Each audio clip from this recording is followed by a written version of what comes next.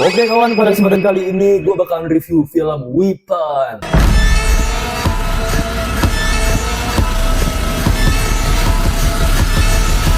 Satu hal yang bener-bener gue tahu pasti itu adalah pembuat film ini, film Weapons ini tuh adalah orang yang bener-bener mengerti bagaimana cara membuat film gitu. Bener-bener kayaknya orang ini tuh menghabiskan waktu seluruh hidupnya untuk belajar teori film dulu gitu, bener-bener ngebelajarin secara teori. Kenapa demikian? Karena film ini jujur-jujuran aja hampir perfect dari segala aspek. Dari 3 bagian utamanya, audio, visual, plot, film ini hampir perfect, absolute cinema.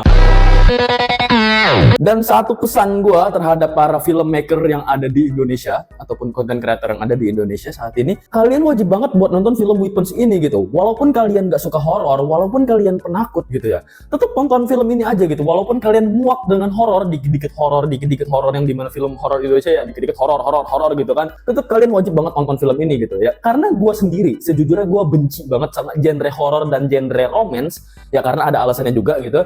Tapi bisa-bisanya gue malah menikmati film ini. Dan film ini itu yang sebelumnya gue ada 2 film horor favorit gue, yaitu The Monkey sama film 28 Years Later. Film ini jauh di atasnya 2 film itu gitu yang gue puji-puji sebelumnya. Ini film jauh banget dari aspek manapun lebih bagus gitu. Gue sampai terpukau banget sama film ini gitu. Tapi apakah iya gitu? Apakah gue cuman keikut FOMO doang gitu kan, gara-gara di Rotten Tomatoes 100% gitu? Apakah gara-gara di IMDb nilainya bagus gitu? Apakah gue FOMO doang? Enggak, santai aja gitu kan. Gue kalau misalnya emang ada film yang menurut gue kurang ya bakal gue bilang kurang, film yang jelek ya gue bakal bilang jelek, film biasa aja bakal gue bilang biasa aja, film bagus ya bakal gue bilang bagus gitu. Content creator Indonesia, filmmaker Indonesia wajib banget buat nonton film ini, biar kalian tuh bisa mempelajari setidaknya kalian tuh buat ngebuat film yang bagus itu seperti apa. Ada contohnya seperti ini gitu kan. Ini bisa aja jadi standar baru untuk industri perfilman Indonesia. Wah gila gitu. Kok Indonesia standar baru untuk perfilman dunia? Enggak juga sih, enggak. Sorry. Gua tarik lagi omongan gue yang itu. Karena film ini sebenarnya unik aja. Gue bakal bilang ini film unik gitu. Karena ini film menurut gue fresh juga dari segi penceritaannya. Dia nggak ngegunain kayak yang 3 babak biasanya, 3 babak pada film biasanya. Tapi film ini tuh kayak ngejelasin seri-serinya. Kayak misal seri pertama, seri kedua, seri ketiga, seri keempat, 5. Baru di akhir tuh bener-bener dijelasin gitu. Apa yang sebenarnya bener-bener terjadi dalam film ini. Ya kayak potongan-potongan puzzle gitu lah. Baru di akhirnya bener-bener terjelaskan secara keseluruhan. Di bagian awal film kalian bakal bener-bener tertarik banget. Di bagian pertengahan film gue yakin kalian bakal bosen, bakal ngantuk gitu kan. Beberapa orang juga karena ini film durasinya juga lama gitu. Baru di akhir film kalian bakal bener-bener kayak wah keren banget ini filmnya, seperti itu. Dan ya tapi jujur-jujuran aja ya, karena film ini memang sebagus itu, gue akuin gue tuh tidak bisa membedah film ini dengan ilmu yang gue ada gitu. Walaupun gue ini adalah filmmaker, walaupun gue ini ada SMK dengan jurusan produksi film, yang dimana tentunya gue juga belajar mengenai film secara mandiri ataupun dari sekolah gue ya, walaupun dari sekolah gue dikit diajarinnya tentang film gitu kan. Ya makanya gue nggak bisa gitu, gue nggak bisa ngebedah film ini dengan otak ataupun ilmu yang gue ada sekarang ini. Sehingga gue pengen nge-review film ini dari aspek segi orang awam aja gitu ya, dari segi aspek orang awam aja. Anggaplah gue bener-bener nihil gitu, nggak tahu sama sekali tentang film-film apapun gitu. Oke, yang pertama gue pengen ngebahas dari segi visualnya terlebih dahulu aja. Gue nonton film ini gue lupa, mirip kayak film-film, bukan film sih, maksudnya ada satu film dulu di TV kalau nggak salah gue pernah nonton, yang bener-bener itu tuh secara sinematografinya tuh presisi banget gitu. Nah gue nonton film ini tuh seakan-akan ini kayak bukan film horor gitu pak, karena jarang banget gue ngeliat film horor yang dari segi aspek sinematografinya itu presisi gitu loh, yang dari segi sinematografinya itu enak dipandang gitu. Ini tuh bukan kayak film horor, tapi lebih ke arah kayak film antara romance, sinematografinya ya, dari segi aspek sinematografinya itu seperti kayak film-film romance ataupun film-film film-film drama santai gitu. Atau mungkin kalian suka banget kayak anime-anime yang dimana dari segi sinematografinya bagus gitu ya, dari segi landscape-nya bagus, dari segi tata cahayanya bagus. Nah ini kayak film-film yang kayak gitu loh, sehingga gue tidak merasakan atmosfer horor dalam film ini gitu. Itu yang menurut gue uniknya dalam film ini tuh seperti itu gitu loh. Jadi dengan adanya hal itu, jump scare dalam film ini tuh nggak murahan gitu loh. Hampir nggak bisa nebak di mana jump scare yang ada dalam film ini ya, walaupun kita memang mewanti-wanti hal itu gitu ya.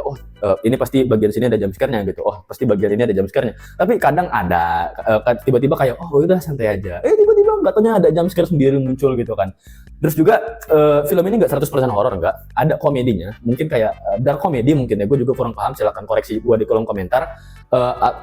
Komedinya itu komedinya sendiri gue tuh nggak nyangka bisa mengisahkan komedi dengan cara seperti itu, karena yang dari gue tahu juga sutradara dalam film ini tuh atau penulis cerita dalam film ini tuh dulunya juga adalah komedian gitu. Dan koreksi lagi ya kalau misalnya gue salah gitu, yang setelah gue baca-baca di media sosial dan gue cari tahu di Google, sebelumnya pembuat film ini tuh adalah komedian gitu, dan akhirnya ngebuat film horor, jadinya horor komedi pun enggak gitu loh, bukan kayak film kalau Indonesia gue bakal kasih contoh mungkin kayak Sekawan Limo yang dimana itu bener-bener komedinya memang dipaksakan kan. Jadi maksudnya memang ada ada momen yang memang diharuskan untuk komedi tanpa ada rasanya takut gitu. Nah kalau ini film ini ya komedi dan horornya itu bener-bener berbarengan, secara berbarengan. Kita bisa merasakan takut di saat yang bersamaan, komedi juga di saat yang bersamaan juga, seperti itu. Oke, selanjutnya kalau ngomongin dari segi audio, gue nggak pengen ngebahas terlalu banyak kalau ngomongin dari segi audio untuk film ini. Tapi yang gue pengen bilang adalah film ini bagusnya itu adalah dia tuh tahu menempatkan posisi di mana musik harus masuk, di mana ambience harus masuk,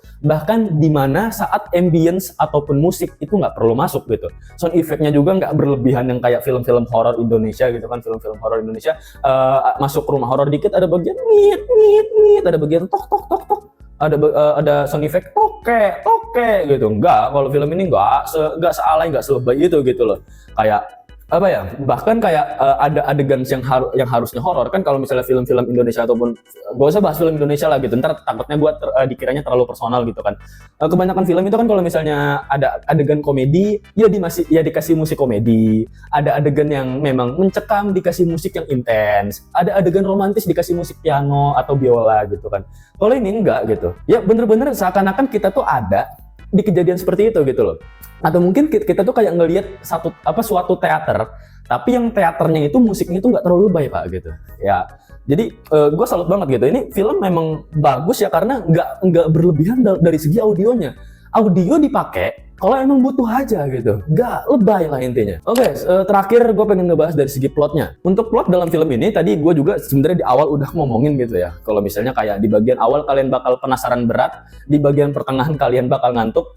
Nggak tahu sih kalian atau mungkin gue aja yang ngerasain seperti itu, dan di akhir kalian bakal terpuaskan, terklimakskan dengan semua hal itu gitu. Gue bakal bilang film ini hampir perfect dari segi plot, cuman ada satu hal yang bikin gue ngerasa kayak, oh film ini tidak seperfect itu ternyata. Yaitu sesimpel dari karakter si Gladys Lily-nya gitu. Si karakter Gladys Lily-nya yang ternyata adalah villain utamanya ataupun antagonis utama dalam film ini tuh motifnya tidak jelas.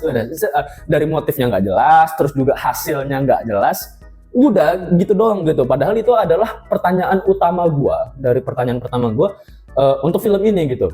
Dan ya gue pengen disclaimer dikit, sebenarnya gue udah nonton film ini tuh dari hari pertama rilis, tapi gue baru bisa sempat review sekarang karena gue dari nonton sampai sekarang tuh gue sakit dan gue juga kurang enak kalau mau ngomong depan kamera kayak gini. Bahkan sekarang gue maksain gitu, bahkan gue udah nonton ini sebelum nonton Kimetsu no Yaiba duluan gitu. Gue nonton gue nonton film ini tuh baru nonton Demon Slayer gitu kan. Ya ini cuma disclaimer dikit aja lah, gue pengen ngejelasin ke kalian aja gitu, cerita dikit aja gue. Oke, balik lagi ke topik utamanya. Gue kurang suka sama plot dalam film ini karena justru yang bagian sakralnya itu adalah si Gladys Lily-nya. Atau mungkin bisa aja gue salah untuk hal ini gitu ya, bisa aja gue melewatkan suatu momen dalam film ini yang dimana itu tuh menjelaskan motifnya si karakter utamanya ini, terus juga menjelaskan hasil akhir dari film ini itu seperti apa gitu. Yang gue tahu intinya kan karakter ini cuma sakit-sakitan, terus minta tolong sama karakter anak kecilnya, kalau nggak salah namanya si Josh Brolin, ya itu cuman buat bikin pasukan dari anak-anak gitu. Makanya judulnya dikasih Weapons gitu kan. Akhirnya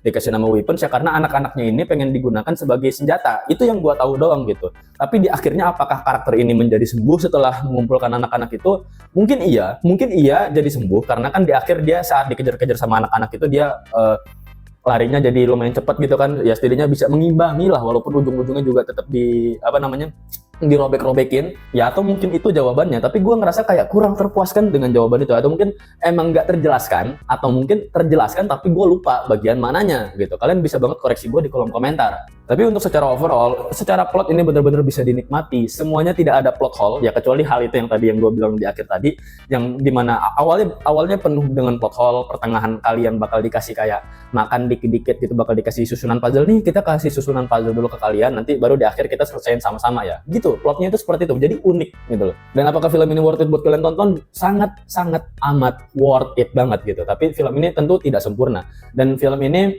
sebenarnya gue bingung ya, antara pengen ngasih rating 10/10 juganya itu ya karena emang banyak yang ngasih rating 10/10, tapi menurut gue no men, gue masih ada hal-hal yang kurang suka dalam film ini, masih ada hal-hal yang agak menjanggal bagi gue untuk film ini gitu, yang akhirnya gue pengen kasih rating sekarang. Rating untuk film ini adalah 9,5/10, hampir bener-bener 10/10, tapi setidaknya ini adalah film horor terbaik tahun ini menurut gue, melewati film The Monkey sama film 28 Years Later yang sebelumnya gue sebut itu, yang sebelumnya juga udah gue review, kecuali The Monkey gue lewat reviewnya karena gue terlalu males buat nge-reviewnya.